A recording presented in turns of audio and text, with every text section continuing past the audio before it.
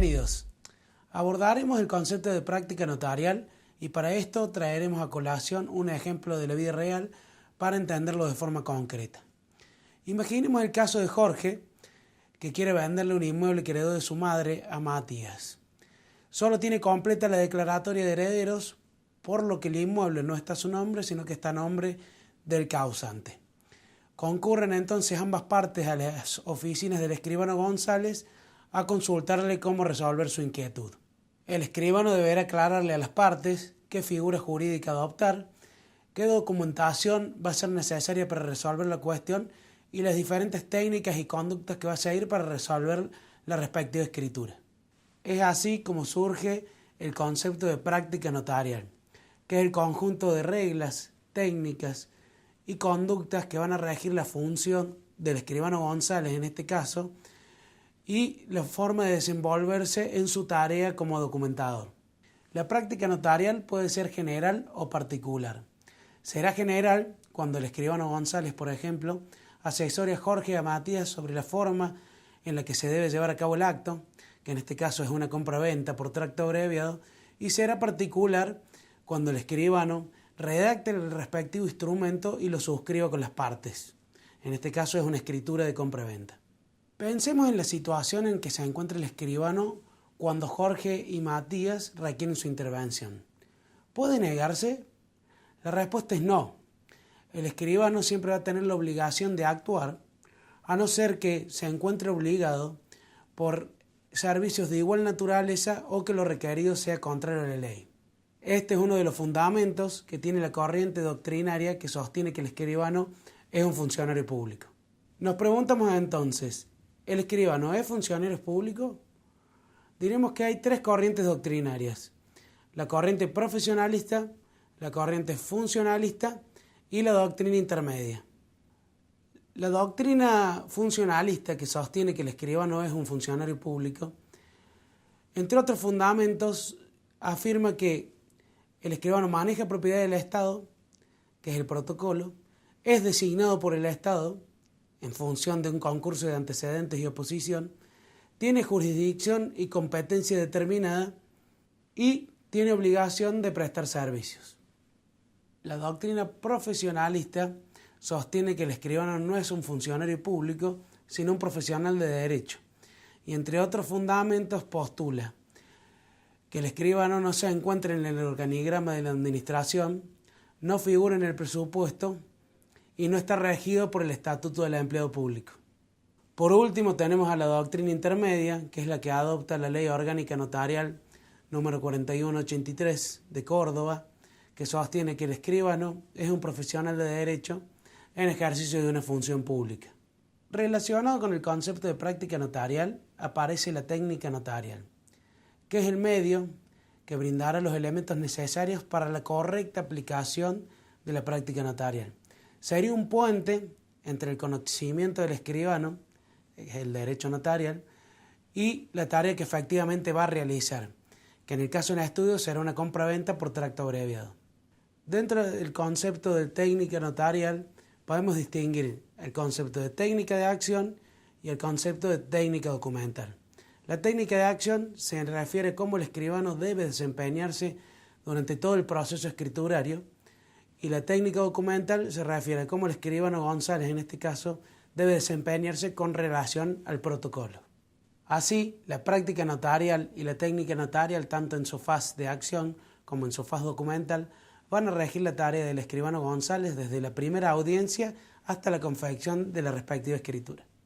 Teniendo en cuenta los conceptos analizados, cuando el escribano González instrumente la respectiva escritura de compra-venta por tracto abreviado en el protocolo, ¿qué principio de notariado latino estaría aplicando?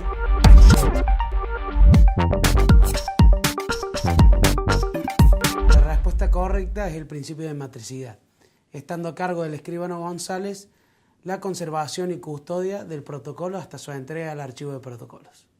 Retomemos el caso de Jorge y Matías. Recordemos que se presentaron en la escribanía González con dudas sobre cómo instrumentar una compra-venta, ya que el bien del vendedor provenía de una herencia. Luego de esta reunión, ¿cómo seguirá el proceso para celebrar la respectiva escritura? ¿Qué trámites deberá realizar el escribano? ¿Qué ocurriría si Matías, antes de celebrar la escritura, le solicitara al escribano González un acta de constatación para verificar el estado del inmueble? La audiencia notarial se refiere al contacto directo del escribano con sus requirentes. Las partes, en este caso Jorge y Matías, se presentan ante el escribano, le plantea su necesidad y éste le resolverá su duda, que en este caso será la redacción de una compraventa por tracto abreviado. Distinguimos tres tipos de audiencia notarial: la audiencia de asesoramiento, la audiencia de requerimiento y la audiencia de otorgamiento. La audiencia de asesoramiento es lo que se denomina primera audiencia, y es cuando Matías y Jorge concurrieron a la escribanía González a consultarle cómo realizar la presente venta. La audiencia de requerimiento es de tipo más formal y se da cuando Matías y Jorge requieran la intervención del escribano para celebrar el acto. Puede darse en la primera audiencia, en una audiencia posterior o en la audiencia de otorgamiento. La audiencia de otorgamiento es la de tipo más formal y es cuando se celebra efectivamente el acto, que en este caso será una compraventa por tracto abreviado. Llegamos entonces al concepto de rogación. La rogación está dentro de la audiencia de requerimiento y es esta solicitud que van a hacer Matías y Jorge al escribano González requiriéndole el ejercicio de su función. La rogación se diferencia en las escrituras traslativas de dominio como una compraventa y en las escrituras acta. En las escrituras traslativas de dominio, como en nuestro caso de la compraventa, no es necesario que la rogación de Matías y Jorge figure expresamente. En la mayoría de los casos es tácita o bien ha sido dado previamente. No es necesario que figure en el instrumento. En las escrituras actas es necesario que la rogación figure expresamente en el cuerpo del instrumento. En este caso, tenemos el requerimiento que le va a hacer Matías al escribano para realizar el acta de constatación. Deberá figurar expresamente los motivos y la finalidad que busca Matías para la celebración de esta escritura acta. Luego del concepto de rogación aparece el de diligencia.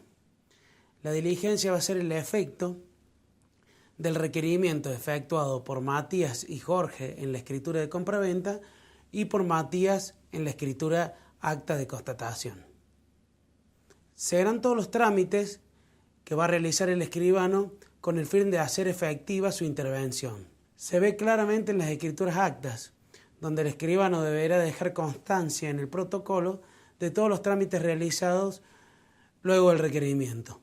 En la diligencia de las escrituras actas es importante tener en cuenta que no es necesario que el notario identifique o conozca a las personas con quienes trata, pero sí va a ser necesario que deje constancia de las manifestaciones que estos hagan. No requieren unidad de acto ni de redacción. No es necesario que el notario las practique con intervención del requirente y pueden autorizarse aún cuando los interesados se rehúsen a firmarla. Teniendo en cuenta los conceptos analizados, cuando el escribano González se presente en el domicilio a realizar el acta solicitada por Matías, ¿cuál será la opción correcta?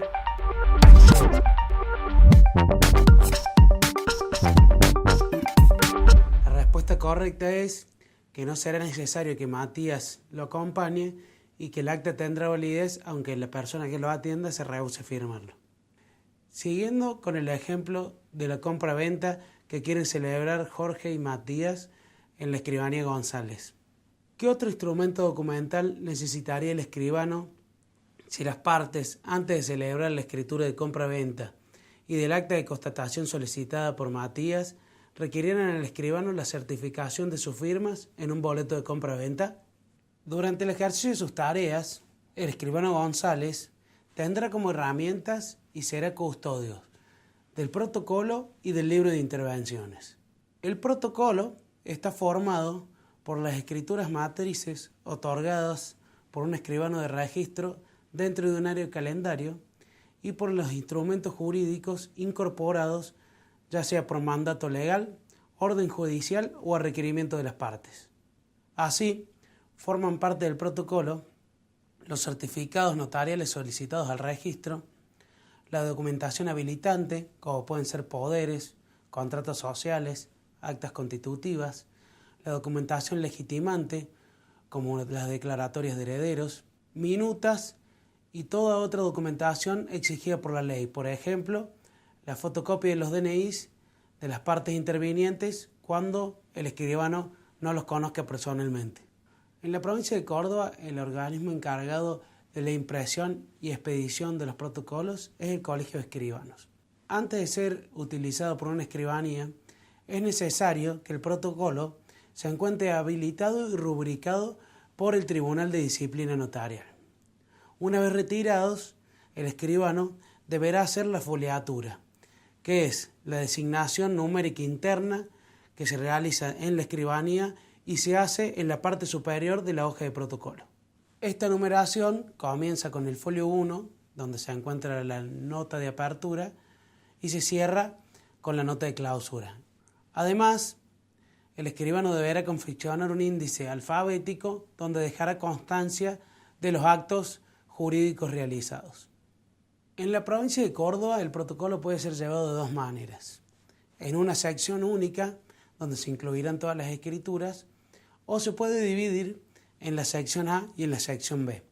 En la sección A se autorizarán todas las escrituras que contengan actos jurídicos, como por ejemplo ventas, donaciones, permutas, etc.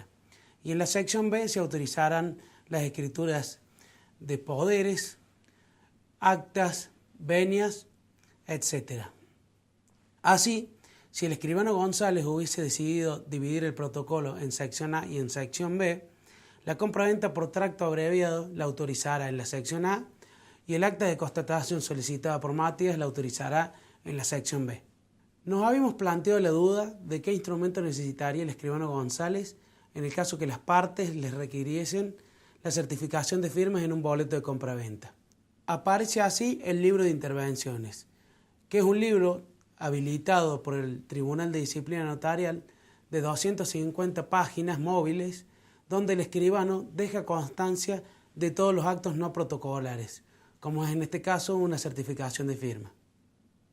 Teniendo en cuenta los conceptos analizados, si el escribano González hubiera optado por la división del protocolo y Matías necesitaría dejar un poder porque no va a estar presente el día de la firma de la escritura de compra-venta, ¿qué opción sería la correcta?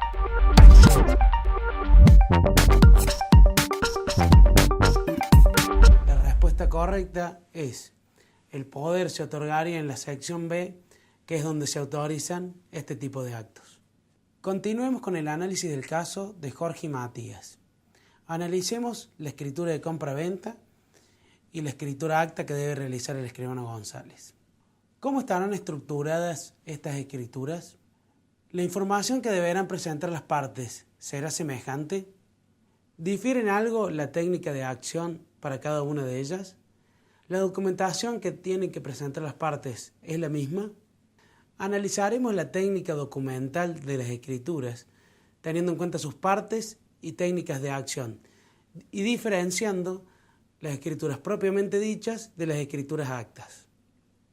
En términos generales, diremos que las escrituras propiamente dichas tienen las siguientes partes: el encabezado, que comienza en una hoja nueva de protocolo y encabeza de sello, donde se hace constar el número de escritura, lugar de otorgamiento del acto, la fecha y ante qué escribano se otorga el acto.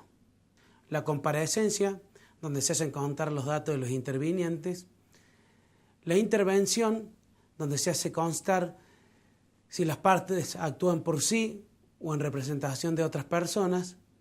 La exposición, que es donde las partes hacen sus manifestaciones y donde se especifica el acto jurídico que se otorga. Las atestaciones notariales, que es donde el escribano deja constancia todo lo que la ley requiere de él. Por ejemplo, aquí se deja constancia de cómo le correspondió el bien al vendedor, de los certificados notariales y administrativos, del cumplimiento de obligaciones fiscales, etc. Y por último tenemos la lectura y firma, donde el escribano deja constancia que le leyó las partes de la escritura y que estos firman de conformidad. Ahora analizaremos las principales partes de las escrituras actas, que es otro tipo de escritura que se le solicita al escribano González en este caso. En las escrituras actas podemos distinguir dos partes principales: el requerimiento y la diligencia. El requerimiento implica la presencia de Matías, en este caso, solicitándole al escribano su intervención para realizar la constatación del inmueble. Este requerimiento debe ser lo más específico posible para que el escribano pueda actuar luego en la diligencia. La diligencia es la tramitación del requerimiento. El escribano se constituye en el inmueble a constatar su estado. En los dos tipos de escrituras, el escribano González deberá prestar efectiva atención a la justificación de identidad de los comparecientes. Con respecto a este tema, diremos que el nuevo código elimina la identificación de comparecientes mediante testigos de conocimiento y solo mantiene dos formas, que es la fe de conocimiento, que es en este caso cuando el escribano conoce personalmente a los comparecientes, o la identificación mediante documento idóneo.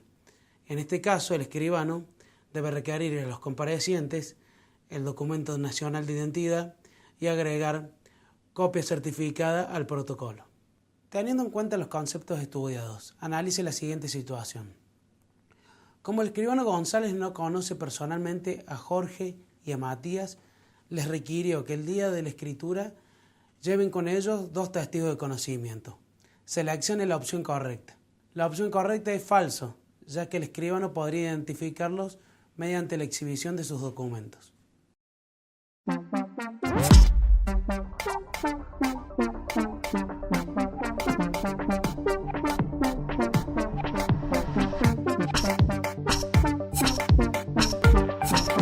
En la siguiente actividad se te presentarán dos casos concretos de la vida real, a partir de los cuales, asumiendo que eres el escribano interviniente, deberás dar solución a lo solicitado por los requirentes. En ambas situaciones, para poder culminar tu tarea, tomando en cuenta los casos planteados, deberás completar los datos faltantes y llevar a cabo para cada caso 1 minuto de escritura realizando solo las siguientes partes: encabezamiento, comparendo e intervención.